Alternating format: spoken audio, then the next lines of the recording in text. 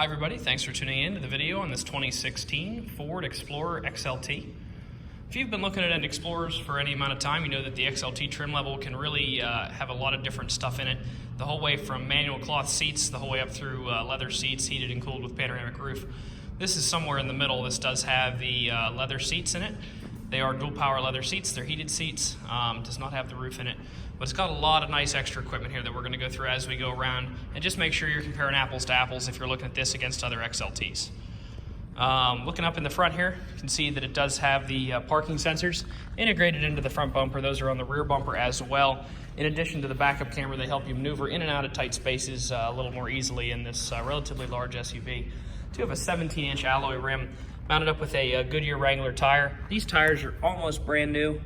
A lot of tread left on those. I'd say they're probably 90% of the original tread or so. It does have turn signals integrated into the mirrors. If you look on the other side of the mirror, you'll see this little blind spot emblem, a little circle right there. It's on the driver mirror as well. If there's a car in your blind spot, that will light up orange. Just another added safety feature there. Nice chrome accent on the lower part of the car there with the Explorer name there in the front of it. You will notice that a black molding does run the length of the car the whole way around. It's pretty common on a lot of cars now, helps protect the paint from chips and rocks and things that get thrown up off the road. Just keeps your car looking nice for a lot longer rather than letting that lower portion of paint get beat up like it used to on the older cars. You can also see it here. All of your Ford XLT and a four-wheel drive badging back here. Dual chrome tipped exhaust down low there. You can see your backup camera where that's mounted right here. If you hit the button here, it is a power hatch. With the rear seats up, there's still a fair amount of cargo room, but not a ton. You could fit some suitcases across here. If you need more cargo space and don't need to haul the two extra occupants, these headrests fold down, the seats themselves fold down. Gives you a lot of cargo room, still allows you to carry 5 passengers. A lot of people choose to use the vehicle that way, and the 2 extra passengers, you can haul them if you so wish to. You just fold the seats back up. We'll show you the back seat here real quick. It is a bench rear seat. So like I said, total passengers, 7 passengers, 5 without the rear seats. Taking a look here, you can see your rear climate controls there.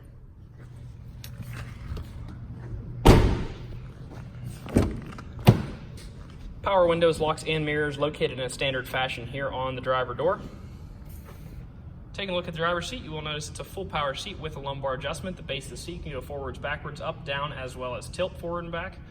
The back of the seat can go back and forth, and the lumbar adjustment can come in and out. The passenger seat is identical to this. It is a full power seat as well. So lots of ways to get yourself comfortable inside that seat, especially if you're going for a long drive.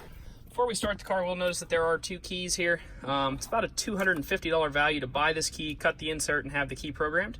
The keys are equipped with remote start as well as the power trunk release. You can hit that from there. With your foot on the brake, just press the push start button.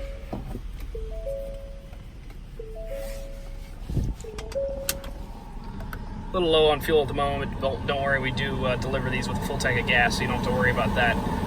Just haven't put it in yet. It does have 30,000 miles on it at the moment, so it's about a 2 to 3 year old SUV here. It's about average miles, 15,000 miles a year or so on average. So actually, it's a little low.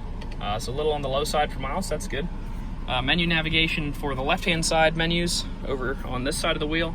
Below that, you'll find your cruise control. Menu navigation for the right-hand side of the stuff, the one over here, and then below that you find your radio and Bluetooth controls. Automatic light control as well as your fog lights and your instrumentation cluster brightness are found on the left-hand side of the wheel here. Coming over here, a lot of neat stuff here. So a lot of your comfort features you'll find here. So if you go into your climate, obviously you have your dual zone climate control for both the driver and the passenger. You can choose your own climates. It is automatic. You press the auto button. It will hold a temperature just like the thermostat in your house does. And then your heated seat buttons are here for the driver and the passenger. And then the driver's heated steering wheel button is located right here. A lot of those controls are actually duplicated down low.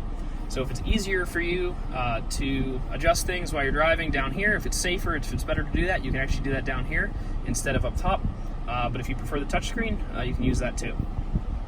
Coming back up here, taking a look in the entertainment section. You can see you have AM, FM radio as well as Sirius XM radio. It does have a CD slot. You can bring audio in via USB. If you scroll down a little bit there, it won't do it. Oh yeah, there we go. You can also bring audio in via Bluetooth, the same way that you do with your phone calls, or an SD card. So lots of ways to get your music into the car via the Ford Sync system.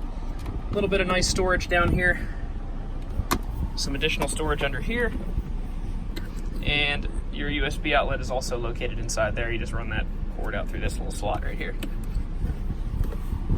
Looking in the glove compartment, you will find a multi-point inspection in all of our vehicles. Tells you what we did to the car while it was in our shop, and all the measurements of the wearable parts. So taking a look at this one, we did do an oil change and a filter change. The tires were good. We did rotate them. They're 11/32 all around, so nearly brand new. I'd say it's about 90% of original tread depth. The brake rotors and pads were not so hot, so we did replace all of the rotors, all the pads. So your wearables are almost completely new. So it's probably 2 to 3 years of driving if you drive with normal driving habits and a normal amount. So lots of life left in those.